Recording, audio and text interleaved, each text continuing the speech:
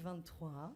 Je vais tout de suite passer la parole à notre directrice, Madame Christine Avelin. Tenez, je vais vous donner ce micro. Hop. Et je vous invite à vous mettre ici pour le film. Merci. Merci. Bonjour à tous. Bonjour, cher président. Nous sommes très heureux de vous accueillir pour la 3e fois, presque consécutive, pour la remise du prix Déméter 2023.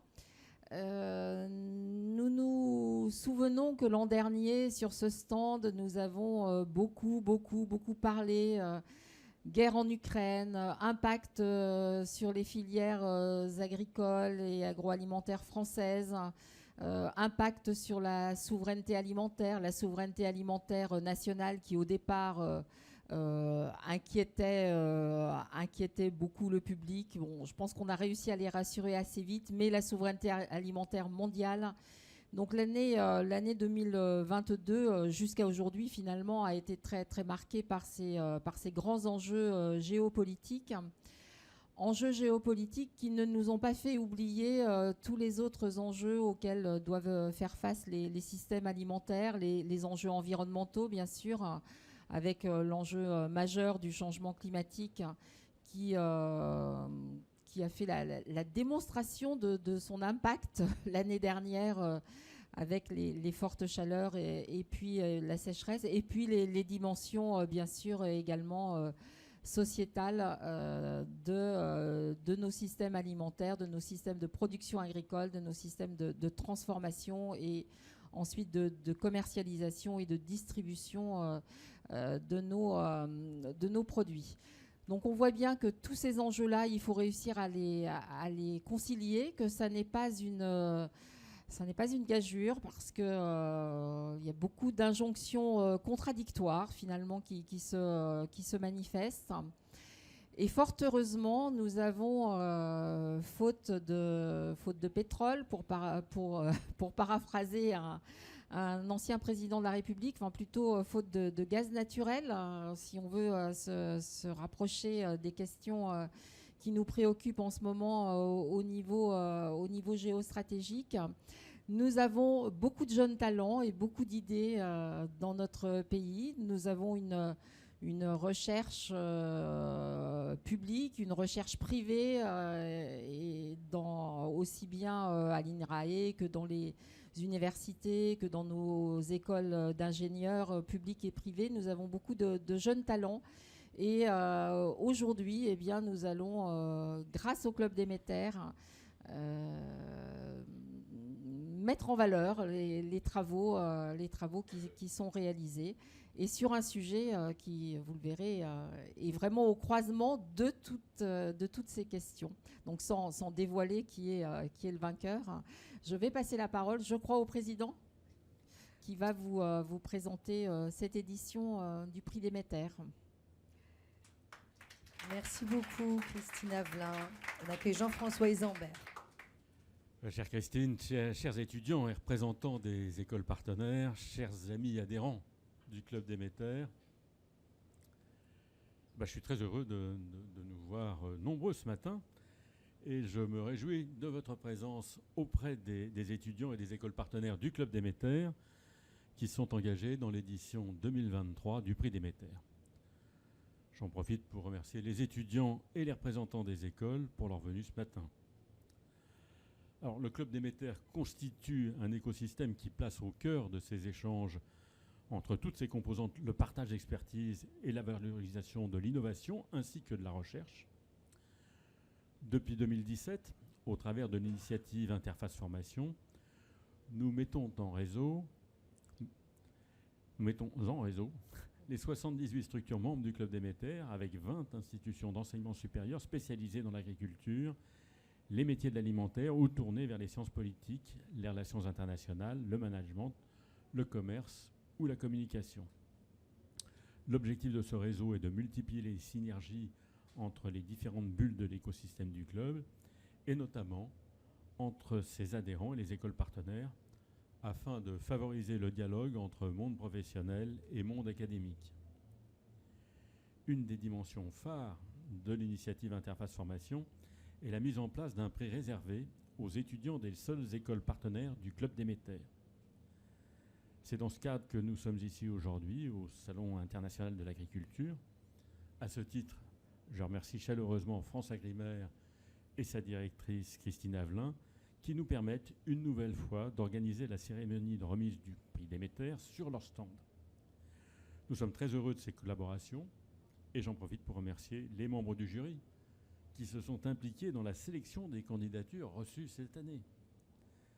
Nous sommes particulièrement heureux du développement du réseau Interface Formation depuis 5 ans. C'est un chapitre important qui nous permet de multiplier les activités faisant le lien entre entreprises, écoles et partenaires. Cela nous est cher et nous tenons à cultiver et à renforcer ce réseau. Par ailleurs, je vous encourage à rencontrer ces étudiants et à échanger avec eux autour de leurs réflexions qui proposent des visions inspirantes pour le futur, une compréhension des enjeux stratégiques internationaux, mais aussi des solutions innovantes pour les mondes agricoles et les ruralités. Nous nous tenons à votre disposition pour vous mettre en contact avec les étudiants et je précise pour nos adhérents que tous les travaux sont accessibles et maintenant disponibles sur notre système d'archives. Anessa Bertin, qui est chargée d'animer le réseau Interface Formation, va désormais vous présenter les modalités de ce prix ainsi que les principaux thèmes et candidatures reçus cette année. Anissa.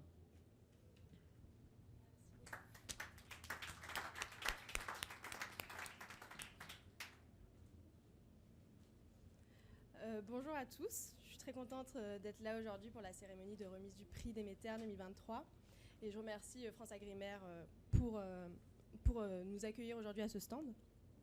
Donc ce concours annuel a lieu depuis 2020. Oui, pardon, depuis 2020. Donc aujourd'hui, nous avons 20 écoles partenaires dans le réseau Interface Formation. Nous avons l'Institut Agro qui a rejoint ce réseau en début janvier 2023 et ils seront présents aujourd'hui à la cérémonie. Donc nous sommes très contents de les accueillir aujourd'hui. Donc le réseau Interface Formation, c'est une autre bulle du Club Déméter. C'est d'être dans la continuité de ce qu'on fait au club, c'est-à-dire de mettre en lien différents mondes qui n'auraient pas forcément des ponts, des passerelles très faciles. Et en l'occurrence ici, c'est le monde académique et le monde professionnel.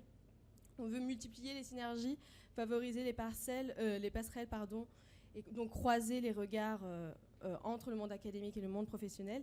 Et ce monde académique, il n'est pas seulement constitué d'entreprises du secteur agri et agro, mais également des entreprises de relations internationales, de commerce, de communication, de management. Et vous pouvez le voir à ce panel d'écoles ici. Et donc, pour favoriser ces synergies, ces dialogues entre les écoles, on a plusieurs activités. On a notamment le partage d'expertise, donc que ce soit de nos entreprises, donc de nos dirigeants qui viennent partager leur expérience de terrain auprès des écoles, mais c'est également vice-versa, dans le sens qu'on peut faire appel aux écoles de venir présenter leur spécialité, leur domaine d'expertise auprès de nos adhérents. On a ici des professeurs enseignants qui sont déjà intervenus à des événements du club Déméter, mais c'est également dans nos publications, que ce soit celle des écoles ou celle du club Déméter. Et en parlant tout à l'heure de nos dirigeants et de leur partage de leur expérience, on a un nouveau format de conférence qu'on met en avant au Club Déméter et qu'on aimerait vous présenter aujourd'hui. Donc j'appelle ma collègue Diane Mordac qui va vous en parler. Bonjour à tous. Du coup, je vais vous parler de ce modèle de conférence qui est assez unique et original, en tout cas on pense. C'est les bousculades bienveillantes. Donc, comme le nom l'indique, l'idée, c'est de bousculer. Mais qui bouscule-t-on ? On bouscule, en fait, un dirigeant d'entreprise membre du Club Déméter. Donc, on demande à nos écoles partenaires si elles ont envie de proposer cette bousculade bienveillante à leurs élèves.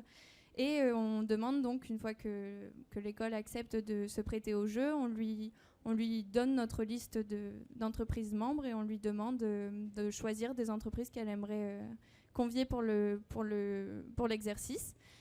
Donc voilà, ensuite on demande au dirigeant si lui est d'accord pour participer à cette bousculade bienveillante et une fois que les deux parties sont d'accord, on lance le processus. C'est un processus assez simple parce qu'on veut que ça soit spontané. Donc en fait, l'école va préparer de son côté les questions qu'elle posera à l'adhérent et l'adhérent n'est pas au courant de ce qui va lui être demandé. Il va découvrir le jour J. Bon, souvent, c'est des questions qui sont dans son domaine d'activité, donc il n'y a pas trop de surprises, mais quand même, on garde ce côté très spontané, et c'est ce qui fait la beauté de ces conférences. Et la chose qui structure les conférences, en fait, c'est pas le dirigeant ne va pas s'exprimer en premier, c'est d'abord les étudiants qui vont s'exprimer, qui vont poser les questions qu'ils ont préparées aux dirigeants. Lui aura le droit d'y répondre, et ensuite, il y aura un moment où il sera libre de parler, donc d'ajouter des choses qui n'auraient pas pu être dites, ou d'ajuster ce qui aurait pu être dit ou mal dit, on va dire. Donc voilà, donc on a déjà lancé ça l'an dernier avec Benoît Rabillou, le président de Bayer, et c'était à Junia, donc à Lille. Et on en a plusieurs de prévus prochainement, dont la prochaine avec Bruno Baran, qui est ici, et on le remercie d'avoir accepté l'exercice. On espère qu'il ne sera pas trop bousculé et que ça sera très bienveillant. Merci à tous.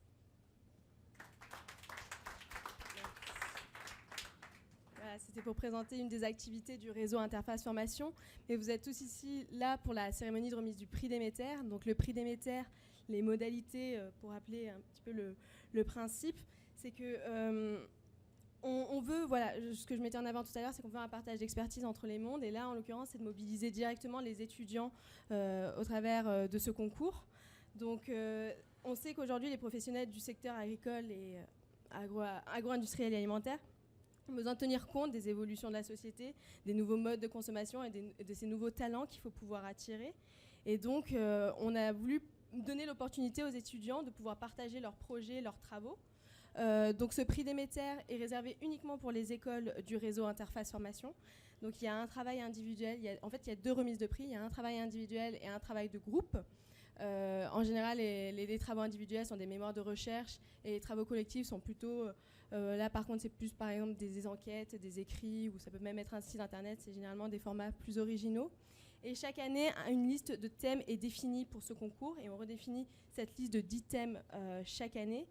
Et l'esprit général de ce prix, c'est pas de rajouter un travail aux étudiants, parce qu'ils rendent un travail qu'ils ont rendu dans le cadre de leur cursus, mais c'est de partager à nos entreprises membres des thèmes qui ont une tonalité prospective et pluridisciplinaire. C'est un exercice parfois compliqué, mais plein d'audace, parce que on habitue aujourd'hui, enfin on veut justement proposer des travaux qui croisent l'analyse de l'agriculture avec un focus stratégique et prospectif. Et donc un jury est composé pour juger ce prix, donc composé de dirigeants d'entreprises membres et de personnalités extérieures du club. Et ils sont chargés d'évaluer les propositions transmises. Donc c'était la cérémonie de l'année dernière. Donc l'année dernière, c'est vraiment le sujet Chine qui a primé. Et pour le prix de cette année, vous avez ici la liste des 10 thèmes qui ont été définis pour cette année. Donc on fait une liste de 5 thèmes plutôt sur l'agriculture et l'alimentation, et une liste d'autres 5 thèmes où la géopolitique et l'économie. Mais cette année, nous n'aurons qu'un seul travail récompensé, car on n'a pas reçu malheureusement de travaux collectifs cette année. Mais j'invite Monsieur Schmitt à venir nous présenter ce travail individuel.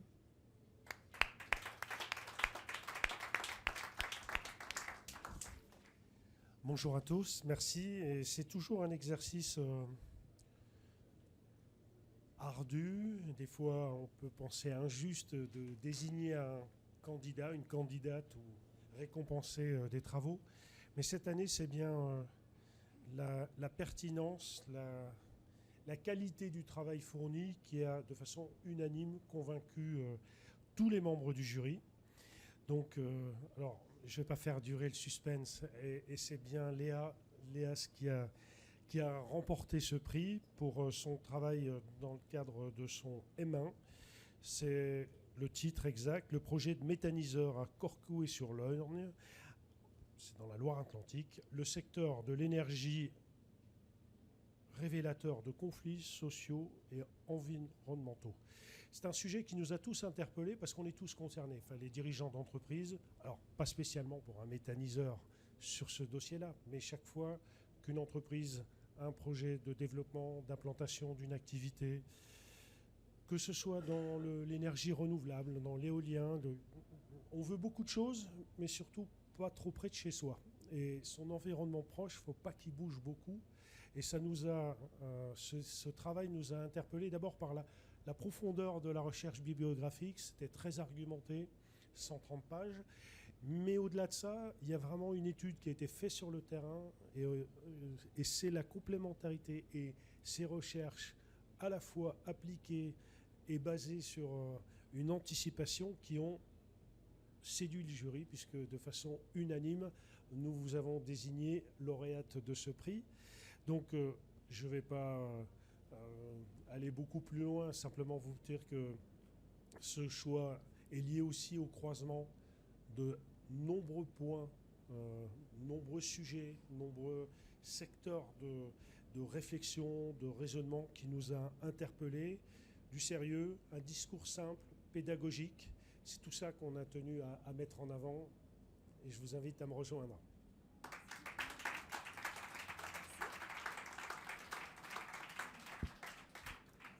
Et le plus simple, ce soit Léa qui en parle, parce qu'elle en parlera beaucoup mieux que moi. Bonjour à... Pardon. Donc bonjour à tous et à toutes. Premièrement, merci beaucoup de m'accueillir aujourd'hui pour cette remise de prix. Je suis particulièrement honorée de pouvoir vous parler de ce travail qui a occupé toute mon année de recherche, ma première année de Master 1 en géopolitique à l'Institut français de géopolitique. Donc je vais tout de suite rentrer dans le sujet et je pense que ce qui est primordial pour commencer mon propos, c'est vous expliquer un petit peu qu'est-ce que la méthanisation, parce que c'est un terme un petit peu compliqué. Donc c'est un processus, je suis désolée, je ne savais pas qu'on verrait pas très bien ce que j'ai écrit, c'est pas grave. Donc c'est un processus biologique qui permet de produire une énergie renouvelable, le biogaz, par la dégradation de matières organiques. Donc ici, il s'agit de valoriser de la biomasse agricole, un mélange entre des effluents d'élevage qui sont considérés comme des déchets et l'apport de cultures spécifiques. En plus de ça, le procédé permet de récupérer ce qu'on appelle un coproduit, le digestat, qui permet aux agriculteurs d'utiliser un engrais naturel et de limiter le recours aux intrants chimiques. Personnellement, ce qui m'a interpellée dans ce sujet quand je l'ai choisi, c'est que je me suis rendu compte que c'était un procédé relativement ancien, mais que personne n'en avait entendu parler, du moins pas le grand public. Mais c'est son industrialisation récente qui se traduit notamment par un maillage du territoire national qui ne passe pas inaperçu et qui fait débat.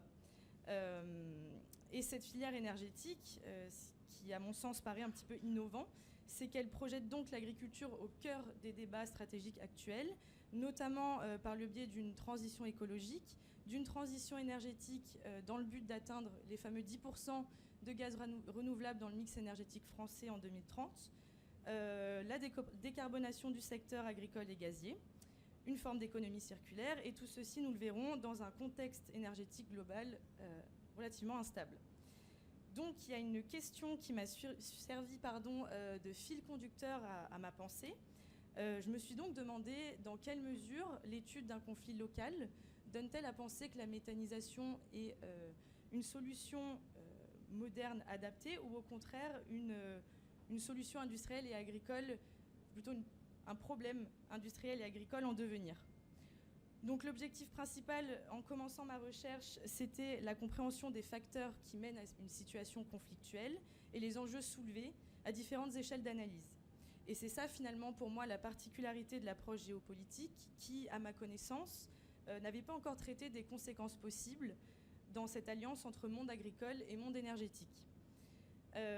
Donc, vous l'avez compris, c'est un procédé technique assez complexe, alliant agriculture, biologie, ingénierie, agronomie et d'autres domaines d'expertise dont je ne suis pas spécialiste. Et c'est ça qui a été l'enjeu principal tout au long de l'année, c'était de me constituer un savoir technique pour pouvoir par la suite vous démontrer cette analyse géopolitique qui fait l'objet de notre rencontre aujourd'hui.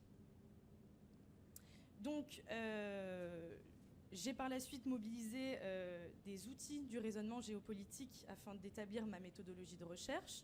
Donc ça a commencé assez simplement avec une veille informationnelle en basant sur des articles de presse locale, de Ouest France, le Courrier du Pays de Ré, des documents internes au projet et à la contestation, mais aussi des rapports institutionnels comme la mission d'information du Sénat qui a été menée sur la méthanisation, et puis également des travaux de recherche en géographie économique et surtout des ouvrages de géopolitique locale, notamment ceux de M. Subra, dans le but de comprendre que l'aménagement induit des changements sur le territoire qui peuvent difficilement se faire sans rapport de force aujourd'hui. Et c'est ce que j'ai essayé de démontrer tout au long de ce travail. Et donc j'ai mis ce schéma, qui n'est pas très clair comme ça, mais en gros c'était pour vous montrer la diversité des acteurs interrogés. Donc on pourra retrouver des acteurs institutionnels, comme le Conseil économique, social et environnemental des Pays de la Loire. Il y a aussi des acteurs associatifs, comme France Nature Environnement. Il y a également des acteurs économiques, avec notamment un gros cluster d'entreprises métatlantiques qui développent la méthanisation, et ainsi aussi des chercheurs académiques qui étudient un petit peu les facteurs d'implantation de la méthanisation. Et puis grâce à ça, j'ai pu élaborer donc, ce petit schéma qui représente 24 entretiens en tout, donc de nombreuses rencontres, beaucoup de déplacements sur place, mais aussi des rendez-vous en visioconférence qui étaient très très enrichissants et m'ont permis d'élaborer de nombreuses analyses qui ont été ponctuées de productions schématiques et cartographiques, comme on le verra par la suite. Donc maintenant, on va rentrer dans le cœur du sujet. Okay. Donc le projet de méthaniseur est envisagé sur un territoire où, en toute honnêteté, j'aurais pas pensé que c'était le terreau fertile à l'implantation du plus gros projet de méthaniseur de France, voire d'Europe.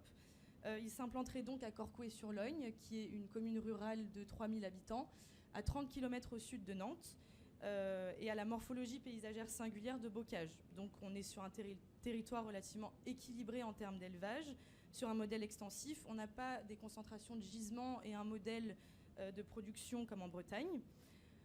Mais ce territoire est un territoire qui est approprié et qui est vécu par différents groupements d'acteurs qui ne se représentent pas leur territoire de la même façon et qui ont des intérêts divergents.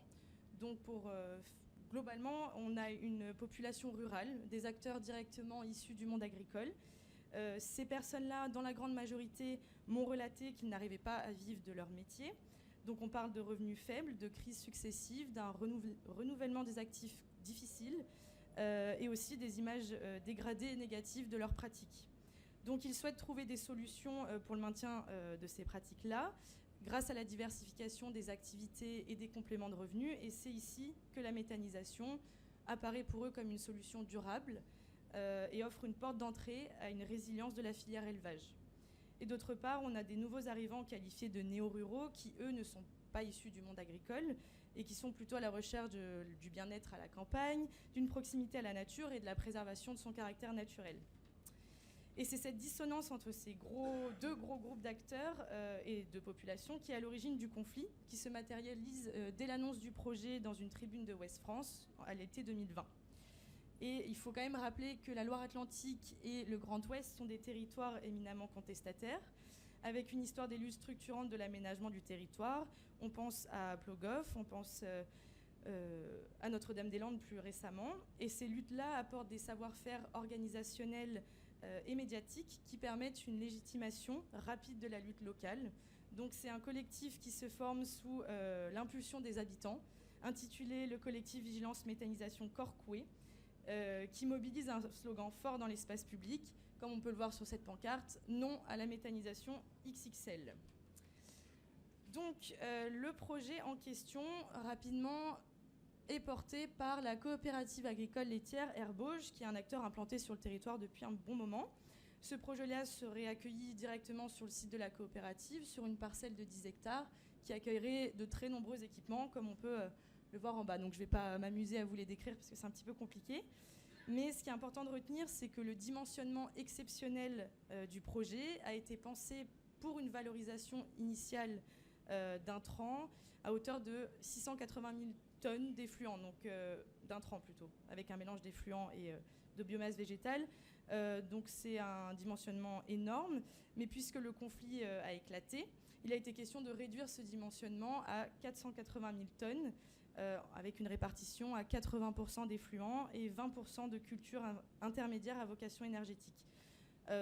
Rappelons quand même que les effluents ont un pouvoir méthanogène assez faible, et pour que la fermentation des intrants soit intéressante du point de vue énergétique et produise ce biogaz, il est important de le mélanger à la biomasse végétale. La production de biogaz engendrée par ce projet serait 15 fois plus élevée qu'un méthaniseur moyen en France et équivaut à la consommation de 21 000 foyers. Donc c'est des dimensionnements encore une fois très importants. Et un petit mot sur l'entreprise qui a à charge la construction et l'exploitation du projet, Nature Énergie. Donc c'est une multinationale danoise, le premier producteur européen de biogaz. Donc elle bénéficie d'une expertise connue, un gage de qualité. Le projet est financé par un apport de fonds privés entre ces deux acteurs à hauteur de 70 millions d'euros. Et la coopérative agricole reste majoritaire dans ce projet avec 51% des parts du projet. Alors là, je voulais vous montrer en fait que le système d'acteurs qui est en jeu dans le conflit paraît extrêmement compliqué. Mais cet outil, le schéma d'acteurs, qui est un outil de l'analyse géopolitique, permet de saisir visuellement les prises de position, où se situent les nœuds de tension névralgiques, les soutiens ou encore les alliances. Donc là, comme on peut le constater, le cœur du conflit est bien dans la case en gris foncé, donc à l'échelle locale. Donc on a les porteurs de projets qui sont en conflit avec le collectif d'habitants et aussi en conflit avec le maire de la commune qui s'y oppose, donc Monsieur No, qui s'y oppose en sa qualité d'élu, en saisissant toutes les voies de recours possibles, mais aussi en sa posture d'habitant. Et autour de ce jeu d'acteurs principal gravitent des acteurs qui se positionnent sur le sujet mais qui n'entrent pas dans le conflit. Il y a aussi des alliances et des soutiens durables, comme par exemple la Confédération paysanne de Loire-Atlantique qui soutient le collectif d'opposants et le cluster d'entreprises métatlantiques qui s'allie, lui, aux porteurs de projets. Donc j'aimerais m'attarder rapidement. Alors, je vous ai projeté cette carte en grand juste pour vous montrer qu'en fait, elle reprend les grands enjeux qui sont soulevés tout au long de mes 130 pages. Elle reprend notamment les représentations en jeu et les stratégies d'action qui alimentent le conflit. Et là, je vais revenir un peu plus précisément sur certaines parties. Donc la grande représentation du projet qui structure le conflit et qui se trouve à l'origine de nombreuses tensions, c'est l'échelle du projet qui est considérée comme étant industrielle, notamment par les fameux volumes encore jamais atteints sur des infrastructures de méthanisation en France. Donc je me suis demandé comment on en est arrivé à ce modèle économique à Corcouët-sur-Logne. Et un premier élément de réponse qui est apporté par cette carte, c'est la représentation des porteurs de projets sur l'élaboration de leur projet de territoire qui se veut local et collectif. Donc après avoir entendu les attentes des adhérents à la coopérative et leurs difficultés, certains membres d'Herbauge souhaitent intégrer tous les agriculteurs dans le besoin. Donc au final, ce sont 210 agriculteurs qui répondent à l'appel à participation au projet. Et c'est en mutualisant les ressources disponibles du territoire que l'accès à la technologie de la méthanisation est permise, car seuls les coûts d'investissement et de production seraient bien trop élevés et engendrer un endettement conséquent pour les agriculteurs. Pour autant, l'opposition n'a pas la sensation que ce projet soit collectif, puisqu'il s'agit pour eux de répondre aux besoins d'un groupement d'acteurs agricoles isolés et non pas aux besoins de l'ensemble des habitants du territoire. De plus, la présence d'une entreprise étrangère ne correspondrait pas à un projet local de territoire. Ils y voient davantage une alliance capitalistique qui recherche le rendement et le profit. Pour autant, ces 210 agriculteurs qui ont répondu présents se répartissent sur une emprise spatiale allant jusqu'à un rayon de 45 km autour du projet. Donc c'est les Poitillés en vert clair. Mais on peut voir qu'il y a une concentration des exploitations grâce à la plate couleur avec les marrons foncés. L'opposition ne voit rien de local dans un projet qui implique des acteurs qui se répartissent sur 3 départements. Mais en réalité, les porteurs de projets se basent sur l'échelle d'action de leur métier qu'ils pratiquent quotidiennement, celle de la production et de la collecte de lait, qui correspond bien au même rayon de 45 km, avec au centre l'emplacement stratégique de la coopérative laitière. Donc, pour mobiliser cette biomasse qui va venir alimenter les digesteurs, il convient de la collecter et ça induit un certain nombre de rotations de camions qui seraient attendues au nombre de 200 par jour. Si je vous parle de ces camions, c'est que la gestion des infrastructures routières est une compétence du département qui juge ces infrastructures non adaptées au projet. Et c'est certains arguments qui permettent aux acteurs institutionnels de se prononcer contre le projet. Donc, par exemple, le trafic routier existant est déjà dense et on peut le voir notamment grâce au choix de couleurs de l'orange clair au rouge foncé qui montrent qu'en moyenne, pour les axes à privilégier, il y a le passage de 2800 à 27 000 véhicules par jour. La majorité des routes qui relient les sites en jeu font entre 3 et 5,5 mètres de large. Donc ces routes-là ne sont pas dimensionnées pour le passage simultané entre 2 poids lourds de 45 tonnes et de 2 mètres de large. dont le croisement serait clairement impossible et resterait extrêmement dangereux pour le croisement d'un véhicule léger. Donc si, encore une fois, je vous parle de cet argument, c'est parce que c'est vraiment lui qui cristallise le refus à l'échelle locale. Et pour les porteurs de projets, cet argument-là et le coût que ça représenterait pour la collectivité ne devrait pas bloquer définitivement le projet. Ils sont donc prêts à mettre en place des solutions. Par exemple, la part des poids lourds dans le trafic routier départemental représente 5%, et ce pourcentage-là passera à 10% de poids lourds dans le trafic au niveau d'une section de route qui se retrouve juste ici, de 3 km, et qui pose vraiment problème, parce que c'est une départementale qui passe par la coopérative et qui fait l'axe nord-sud. Et à ce problème-là, les porteurs de projets proposent des trajets de substitution et des aménagements qui éviteraient les tronçons en flux tendu. Donc, cette représentation d'un projet local et les perceptions des risques industriels que je viens de démontrer sur les infrastructures routières induisent différentes ruptures dans le dialogue des parties en jeu. Pour autant, la coopérative d'Air Bauges a mobilisé spontanément différents outils pour rendre compte de la sincérité de leur démarche et de leur projet, en mettant en place notamment une première concertation.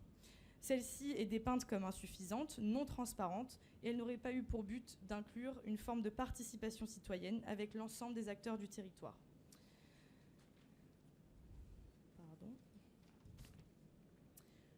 Donc l'acceptabilité sociale du projet s'en retrouve mise à mal dès le début, avec l'organisation notamment de manifestations locales. Donc on voit l'épicentre juste ici, au centre de Corcouët-sur-Logne, ou encore des contre-réunions, donc on les voit juste ici, contre-réunions qui sont organisées face à celles de la coopérative. Et donc le dialogue devenant particulièrement délicat, la coopérative d'Air Bauges décide de saisir la Commission nationale du débat public. Il s'agit de mettre en place une concertation formelle, cadrée, sur un temps plus long, en étoffant les possibilités d'échange. Donc on peut voir que désormais la concertation touche des territoires autour de Corcouët-sur-Logne. Mais malgré tout, le débat n'a pas réussi à s'instaurer et le dialogue est rompu. Quant aux stratégies de contestation, elles continuent de s'intensifier avec des soutiens à d'autres luttes locales, des alliances avec d'autres collectifs qui partagent des visions altermondialistes, jusqu'à aller à l'organisation d'une manifestation interrégionale à Rennes. Et j'aimerais terminer cette présentation avec des enjeux qui ont été soulevés plus tard dans ma réflexion, notamment des questionnements de fond que soulève ce projet, sur la remise en question de l'utilité même de cette production d'énergie en mettant en avant les dérives possibles du modèle agricole de rendement industriel. Lors de notre entrevue avec le maire de la commune, il se demandait « La question est de savoir à partir de quel moment on utilise la déjection animale et à partir de quel moment on la produit ». Sur tout le territoire, des épisodes de canicule l'été dernier sont venus aggraver le contexte de sécheresse quasi nationale. Les conséquences en sont multiples, comme les fourrages ayant peu poussé cette année, en plus des importations de matières premières fragilisées en provenance d'Ukraine, induisant une potentielle pénurie du lait associée à une hausse de son prix. La crainte des opposants au projet se porte sur la tentation des éleveurs de délaisser l'alimentation primaire animale et donc de cesser la production de lait au profit des cultures méthanisables ou tout simplement des cultures plus avantageuses que leur première activité. Cette nouvelle manière d'avoir de l'énergie ne doit pas supplanter la vocation première de l'agriculture, peu importe le modèle favorisé, qu'il soit mécanique ou biologique par exemple. Le but premier est de nourrir la population. Et ce serait aller à contresens du retour à la nature, d'une volonté de consommation de produits locaux que partagent beaucoup de citoyens. On ne peut pas raisonnablement aller vers un trop méthanisation sans mettre en péril la sécurité alimentaire. Donc au fur et à mesure, ce conflit extrêmement local est projeté à des échelles d'analyse nationales, voire européennes, par l'arrivée de facteurs exogènes au territoire qui exercent les craintes, les questionnements et les tensions. L'événement principal, c'est la guerre en Ukraine, qui vient rebattre les cartes de la sécurité énergétique, alors même que la dépendance énergétique française est avérée. Ainsi, la médiatisation de la méthanisation et la communication sur les bienfaits de son déploiement est devenue bien plus importante qu'au début de mes recherches. Pour autant, il faut maintenir les efforts qui sont mis en place pour favoriser la réflexion d'une production et d'une consommation raisonnée. Il ne faudrait pas, en vue du contexte global, tomber dans le piège de la course à la surproduction de l'énergie pour pallier rapidement aux conséquences de ces événements extérieurs, ce qui irait à l'encontre totale de la volonté d'atteindre la neutralité carbone et de limiter le changement climatique. Et le dernier mot de la fin, c'est que ces projets d'énergie renouvelable sont loin de faire l'unanimité à l'échelle, au niveau local, alors qu'ils sont en général soutenus dans l'opinion publique comme moyen de lutter contre les changements climatiques. Une incompréhension se crée alors entre les acteurs qui saisissent des opportunités dans un cadre réglementaire qui leur permet et les incite, face aux acteurs territoriaux et aux objectifs de développement local. Donc, selon Bernard Lemoult, un chercheur que j'ai pu interroger à Nantes, selon lui, on ne peut plus mener des projets d'infrastructure en s'inscrivant uniquement dans le cadre réglementaire, qui n'a pas encore anticipé toutes les attentes sociétales. Donc, cette étude de cas est très représentative des choix actuels opérés pour la filière méthanisation, comme un désengagement certain de l'État sur la filière, qui induit une baisse des aides à l'investissement et du tarif de rachat du biogaz.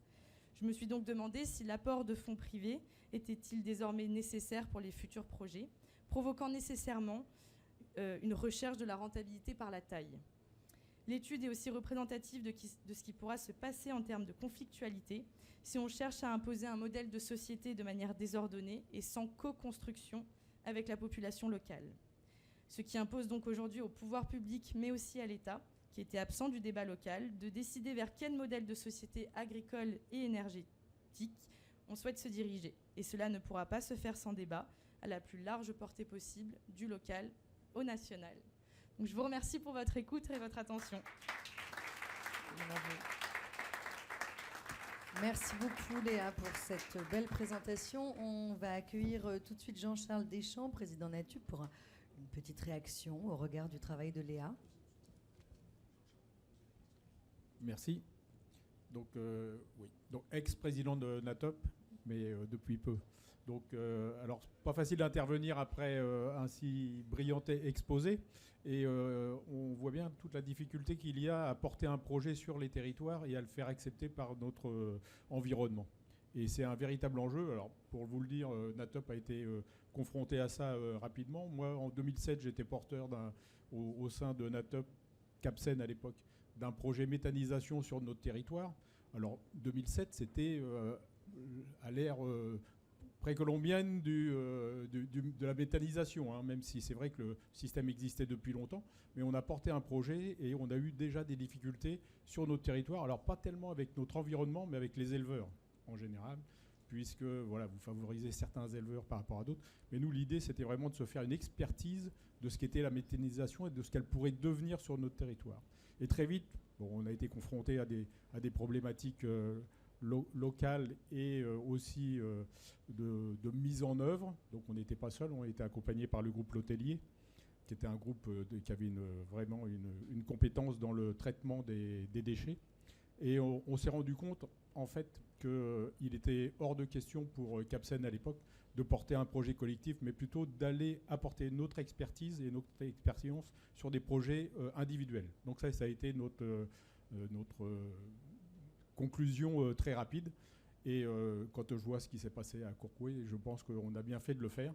Par contre, comme le disait François, il y a le sujet de la méthanisation. Donc ça, c'est un sujet, mais il y a tous les autres sujets qui sont dans le même genre. Et rapidement, on a été confronté à un autre problème, c'est la construction d'une plateforme Céveso sur notre territoire. Donc on a eu, comme vous le dites, au niveau réglementaire, toutes les autorisations qu'il fallait, sauf qu'il y a eu un collectif qui s'est monté. Et aujourd'hui, on n'a plus l'exploitation de ce site en Céveso. On exploite une plateforme logistique, mais qui n'est plus Céveso. Parce que, alors je vais être très calme, parce qu'il y a une dizaine de personnes qui trouvaient que voilà, ça faisait du bruit, il y avait 120 camions, etc. Et en fait, enfin bref. Le problème, il est là, c'est que quand vous êtes porteur de projet, vous avez l'obligation de partager sur votre territoire le pourquoi vous le faites. Alors, nous, on était un peu à l'époque en disant, pour l'instant, on est dans le réglementaire, il faut qu'on y aille, on est dans notre bon droit et ça va passer, c'est pas... une dizaine d'excités qui vont nous faire faire marche arrière. Et bien aujourd'hui, force est de constater qu'il n'y en a pas besoin de beaucoup, il en suffit de 2-3 pour remettre en question des projets. Donc c'est là où j'ai trouvé que ton travail, enfin excuse-moi je te tutoie, mais c'est un peu la force de mon âge, je peux me permettre, mais ton travail était très intéressant et moi je me suis vraiment retrouvé dans la lecture de ton rapport, enfin de ton travail, de ta thèse, sur le fait de se dire mais qu'est-ce qu'on a loupé en fait. C'est la remise en question toujours. Alors ton étude, elle est vraiment très profonde, enfin vraiment bien établie. Enfin c'est ce que François a dit. Il y a peu de choses qui sont passées à travers. Et je me dis, et moi au fur et à mesure où je rentrais dedans, je me disais ah oui ça on aurait peut-être dû commencer par ça. Et c'est vrai que des fois persuadé de notre bon droit et de notre voilà le projet il était extraordinaire pour 5000 adhérents. Hein. Pour 5000 adhérents, il était formidable sur le territoire. Ça n'empêche que, malgré tout, on n'a pas su porter ce projet sur le territoire très, très local. Donc voilà. Mais encore une fois, un grand merci pour ce travail, parce qu'il nous en met un peu en question, pas les pieds sur terre, parce que ça, on peut dire qu'on les a déjà, mais peut-être justement d'aller au-delà de ce que l'on fait régulièrement, mais d'aller voir, investiguer, dialoguer avec ces anti-tout qui des fois voilà, ont des bonnes raisons de l'être, certainement, mais ça aussi, il faut qu'on soit en force de l'accepter. Et je pense que le Club des Métairies nous ouvre les yeux sur pas mal de ces sujets-là, justement, et le prix de Métairies en est un. Et je veux dire aussi, et excuse-moi Léa, mais remercier aussi tous les autres qui ont travaillé, parce qu'il y a eu effectivement un travail qui a été fait extraordinaire, avec certains sujets où il y avait beaucoup d'émotions, parce que c'est vrai que la guerre en Ukraine a été voilà, a vraiment bousculé certaines régions et certaines personnes. Et moi, enfin voilà, il y a eu des rapports et des travaux qui ont été vraiment très, enfin, moi qui m'ont bouleversé. Voilà. Et merci encore pour le travail. Merci beaucoup Jean-Charles Deschamps. On accueille maintenant un second membre du jury, Thierry Pouche, pour un autre regard, économiste. Merci. Je ne vais pas déroger au principe consistant à féliciter la lauréate, parce que c'est un travail absolument remarquable, effectivement. Je vais, dans mon propos, utiliser 4 mots. Le premier, c'est le mot d'actualité, parce qu'effectivement, c'était un sujet périlleux, certes, mais qui est d'une brûlante actualité. Donc on répond, par votre travail, à un besoin de compréhension et un besoin d'analyse. Le deuxième terme, c'est celui d'étonnement, mais étonnement pris au sens positif. Comment une non-spécialiste a-t-elle pu accomplir une performance aussi remarquable pour analyser un projet compliqué?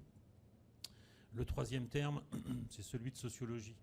Parce que même si vous êtes diplômé, vous allez l'être l'année prochaine, parce qu'il y a un M2 quand même, vous allez être diplômé d'un institut français de géopolitique de l'Université de Paris 8. Je pense que votre travail relève davantage, selon moi, de la sociologie. Pourquoi? Parce que finalement, vous avez démontré dans votre travail qu'un projet de cette nature est une construction sociale, et que toute construction sociale, contrairement à l'image qu'on voudrait véhiculer d'une société pacifiée, harmonieuse, sans conflit, eh bien, une construction sociale est particulièrement conflictuelle. Et à travers le jeu des acteurs et des institutions que vous avez identifiés, vous avez produit une analyse qui montre bien, qui met au jour justement cette conflictualité sociale.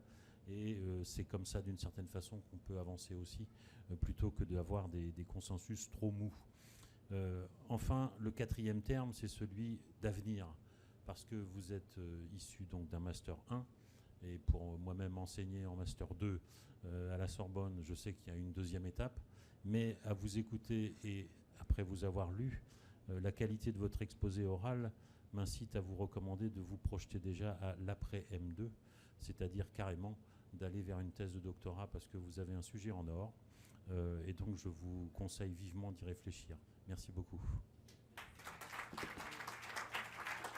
Merci beaucoup. On accueille Amael Kataruza représentant de l'école de Léa.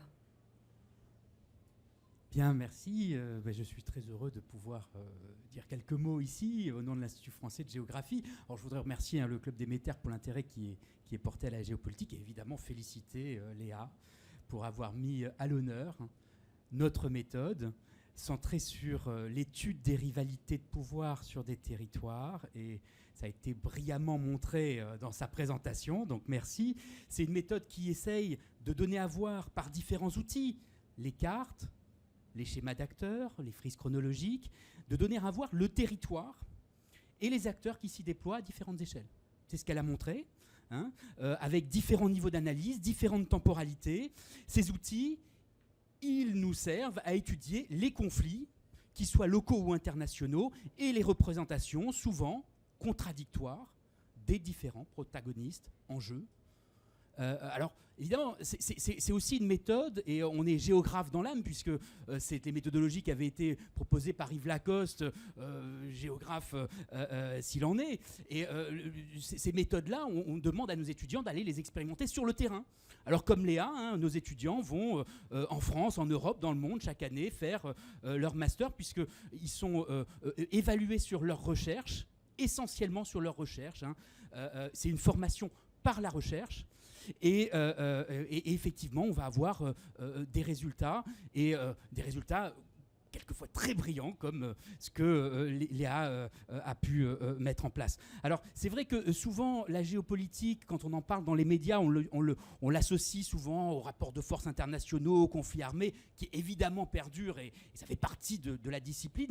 Mais comme Léa l'a montré, la géopolitique nous permet d'étudier tout un autre ensemble de situations. Elle vous a montré notamment ce que la géopolitique locale permet d'étudier. On voit sur le terrain des représentations d'acteurs qui reposent sur des valeurs, sur des projets territoriaux opposés, mais qui sont légitimes pour ceux qui les pensent et qui les vivent.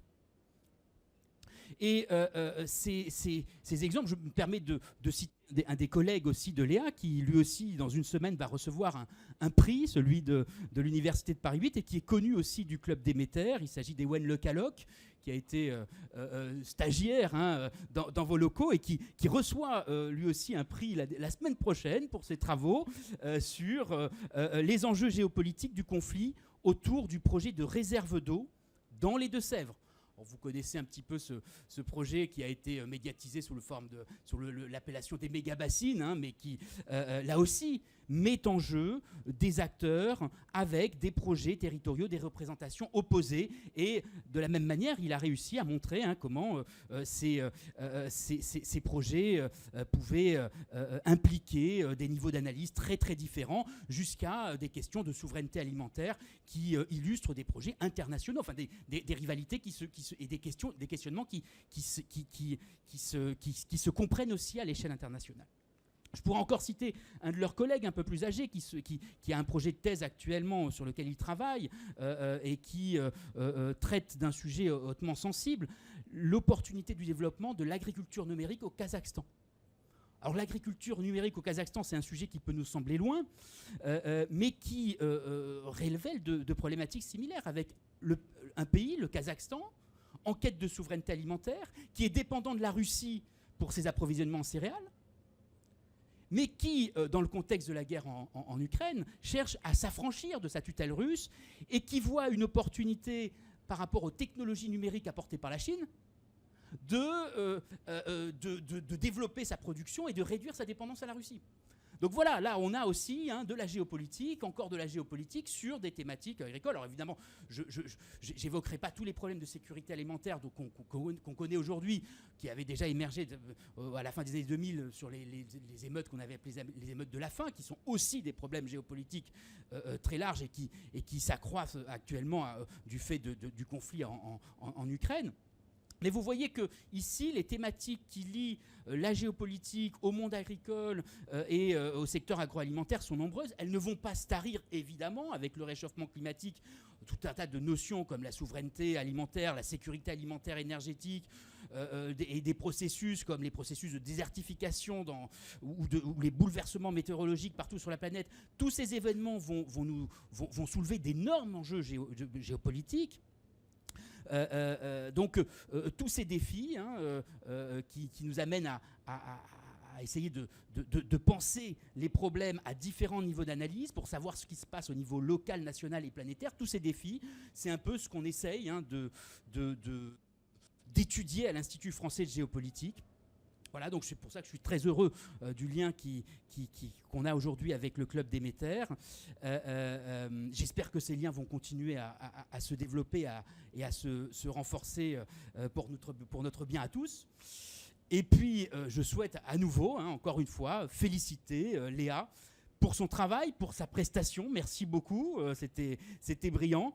Et puis pour avoir porté haut les méthodes d'analyse géopolitique que nous enseignons. Donc merci, félicitations à toi. Merci beaucoup à Maëlle Cataruzza. Enfin, pour clôturer cette belle session, nous accueillons Sébastien Abyss, directeur du Club Déméter.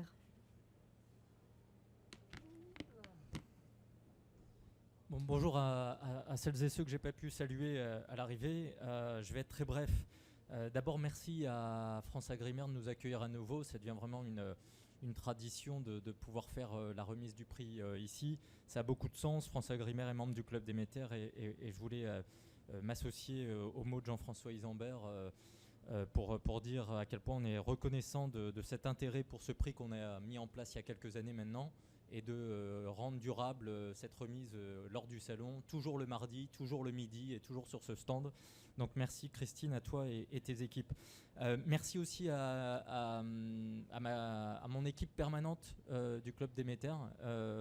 Anissa a fait beaucoup pour cette cérémonie. Elle pilote le réseau des écoles. Vous avez entendu Diane, il y a d'autres personnes aussi dans l'équipe du club. Je précise que la plupart d'entre eux sont issus d'écoles partenaires du Club Déméter et qu'on essaye d'être un peu catalyseur de talent au Club Déméter. Il y a plein de talents, on le voit avec Léa, j'en dirai un mot, mais on a aussi le souhait au Club Déméter de pouvoir favoriser ces insertions rapides sur le marché du travail dans des écosystèmes un peu bizarres comme le nôtre, où on essaye de faire des grands mélanges, des grands ponts, des liens. Et j'essaye tous les jours, moi, quotidiennement, de les faire monter dans un ascenseur qui monte, parce que je suis un peu exigeant avec eux, mais je leur dis toujours que ce qui est intéressant, c'est d'avoir chaque journée une surprise, un étonnement et une nouvelle chose à faire. Il n'y a rien de pire que l'ennui, il vaut mieux les ennuis et toujours avoir finalement plus de choses à faire. C'est comme ça qu'on reste motivé, surtout pour cette génération qui est impatiente et qui a plein de talents, donc il faut pouvoir les occuper, non pas en choses à faire, mais en choses à envisager, à inventer, et pour ça, je voulais les remercier. Merci aussi aux membres du jury qui ont participé cette année, l'an dernier également, plusieurs personnes dans la salle. Merci de votre engagement pour ça. Ça permet de rendre extrêmement concret tout ce qu'on fait avec ce dispositif dans le cadre d'Interface Formation.